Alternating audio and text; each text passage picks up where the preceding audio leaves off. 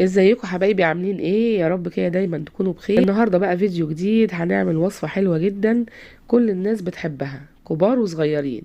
هنعمل البطاطس المحمرة بطريقة صحية من غير قلي، بمعلقة زيت واحدة بس، وكمان في الفرن. النتيجة بتاعتها بقى عايزة اقولكم انها تحفة، مقرمشة من بره وطرية من جوه، طعمها بجد حكاية. يلا بقى اشتركي في القناة ولايك وشير لو عجبك الفيديو. زي ما بقول لكم كده، الوصفه بتاعتنا النهارده بسيطه وسهله. انا معايا كيلو من البطاطس. في الاول انا بحب اشتري البطاطس اللي بتبقى بالشكل ده. شايفين شكلها عامل ازاي؟ بتبقى طويله طول كده، ما بتبقاش مدوره. المدوره دي بتبقى بتاعه الطبيخ، لكن الطويله اللي انتوا شايفينها دي بتبقى بتاعه القلي. مهم جدا ان انت تنقي البطاطس اللي تكون بتتحمر، وانا بصراحه بحب اجيبها الحجم المتوسط ده، ما بحبش اجيبها ولا كبيره ولا صغيره. الحجم ده بيبقى حلو جدا في التحمير. هبتدي كده ان انا اقشرها. بحب قوي المقشره دي، انا حبيت ان انا اوريها لكم. بتقشر معايا بكل سهوله، موجوده ومتوفره عند محلات الادوات المنزليه. سعرها رخيص جدا، يعني حوالي 5 جنيه. شايفين تقشيرها بيبقى سريع جدا، وما بتاخدش قشره كبيره. يعني انت لو معاكي كذا كيلو من البطاطس هتقشريهم في ثواني. هبتدي دلوقتي بقى اقطعها. طبعا انا غسلتها الاول. هبتدي بقى اقطعها. بصوا طريقه التقطيع، طريقه التقطيع برضو مهمه جدا في الوصفه بتاعتنا النهارده. بصوا كده انا بقطعها، بحب بصراحة حجمها يكون كبير، ما يكونش رفيعة ولا صغيرة. بصوا كده، الحجم ده حلو قوي. وطريقة التقطيع دي سهلة جدا، على بلانشة هتقطعي الكمية كلها. حتى انت لو عاملة كمية كبيرة مش هتاخد معاكي وقت خالص. بقطعها نصين بالشكل ده، وكل نص بقطع اجزاء كده. ايوه بس كده. ايوه بالطريقة دي. شايفين الحجم بتاعها حلو قوي كده. خلاص كده انا قطعت كمية البطاطس كلها. بصوا بقى التقطيع عاملة ازاي. انا عايزاه تخين بالشكل ده، حلو قوي كده. انا حاطه بقى حله فيها ميه مغليه على النار، الميه بدات تغلي. دلوقتي بقى هبدا ان انا اسقط البطاطس فيها اللي انا قطعتها معاكم. انا قلت لكم النهارده انا هعمل كيلو. هسقطها بقى بالشكل ده. ودلوقتي هضيف لها معلقه من الملح، وكمان معلقه من الكركم. الكركم بيخلي لها لون حلو قوي، وكمان له قيمه غذائيه عاليه. هحطه بقى بالشكل ده. وهقلب بقى الميه بتاعتي كده عشان كل البطاطس تاخد نفس اللون. ودلوقتي هغطيها. هسيبها دقيقة واحدة بعد الغليان، يعني بعد ما المية تبدأ تغلي تاني هسيبها دقيقة واحدة بس. وبعد كده هبدأ ان انا اطلعها بقى. عايزة اوريكم لونها بعد دقيقة واحدة بس من الغليان. بصوا كده معايا. هبتدي دلوقتي اطلعها بسرعة. انا مش عايزاها تتسلق، هي مجرد بس دقيقة مش اكتر. شايفين بقى اللون بتاعها تحفة. اطلعها كده كلها بسرعة، مش هسيبها تاني في المية، عشان لو سبتيها اكتر من كده هتتهرى وتتكسر معاكي. طلع كل الكمية بتاعتي. ودلوقتي هنشوف هنعمل معاها ايه. اهي. انا جبت بقى منديلين كده بتوع مطبخ، حطيتهم كده على الرخامة بتاعتي او على البلانشة، وهبتدي كده ان انا احط البطاطس عشان لو فيها اي سوائل المناديل تمصها. حطيتها كلها بالشكل ده، وهسيبها كده حوالي 5 او 10 دقايق، ما يبقاش فيها مية خالص. شايفين بقى شكلها تحفة ازاي؟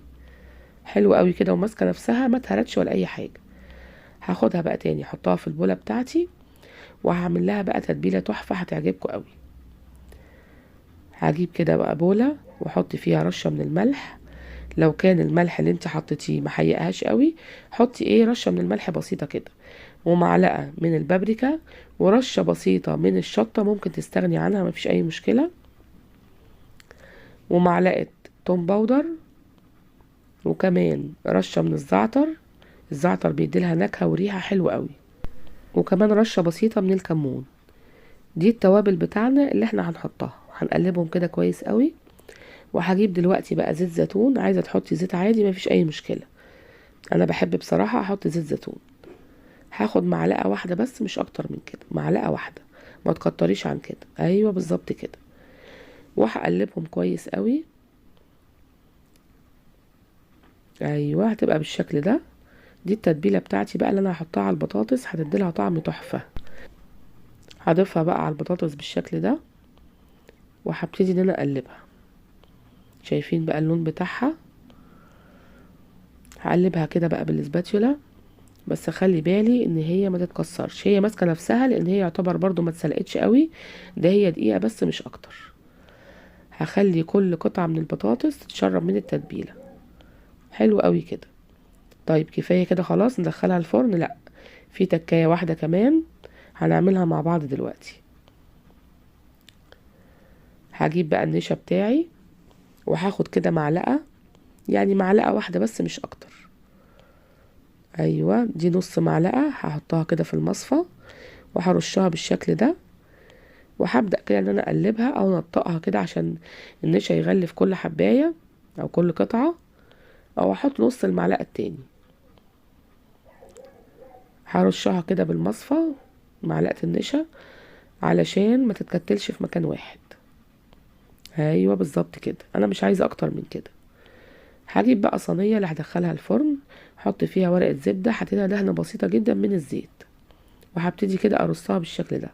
ما تحاولوش تحطوا البطاطس يعني ايه كومة واحدة كده، لا، رصوها عشان تطلع معاكي مقرمشة وتبقى حلوة جدا. لو كومتيها كده كده جزء واحد، لا مش هتبقى مقرمشة وهتبقى طرية ومش هتعجبك. انا برصها كده بحيث ان الصينية تاخد كمية اكبر والنتيجة بتاعتها تبقى تحفة. هدخلها بقى دلوقتي الفرن على درجة حرارة تقريبا 200، وبعد كده هقيد لها الشواية في الاخر حوالي دقيقة بس مش اكتر. بصوا بقى شكلها بعد ما طلعت من الفرن، هسمعكم الصوت. شايفين القرمشة؟ وكمان هدوق قطع عشان تشوفوا بقى القرمشة بتاعتها.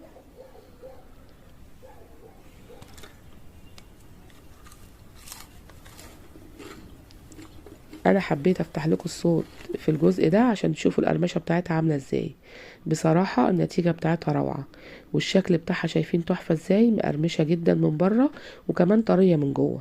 يعني بصراحة نتيجتها هايلة، مفيش داعي ابدا للزيت والقلي والسعرات الحرارية العالية، وكمان الزيت دلوقتي غلي، فمفيش داعي ابدا ان احنا نقلي البطاطس. بصوا بقى مستوية من جوه ازاي، ما خدتش معايا وقت كتير في الفرن، حوالي بالظبط تلت ساعة مش اكتر من كده. النتيجة بتاعتها روعة، ياريت تجربوها. انا دايما بعملها بالطريقة دي، ما باكلش بطاطس محمرة في الزيت ابدا. لو عملتوها بالشكل ده هتعجبكم جدا. ولو عجبتكم طريقة البطاطس النهاردة، ما تنسونيش بقى في اللايك والشير والسبسكرايب للقناة.